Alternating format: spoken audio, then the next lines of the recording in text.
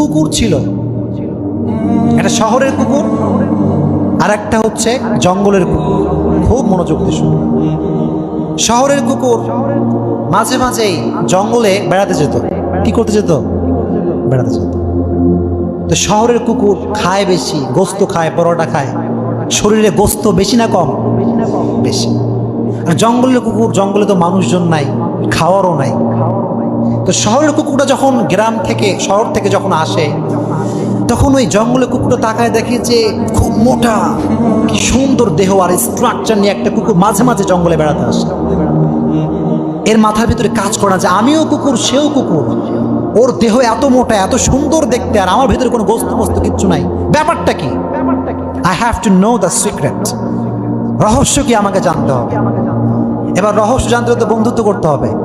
করতে হবে কি হবে না? এবার সে কুকুরের সঙ্গে বন্ধুত্ব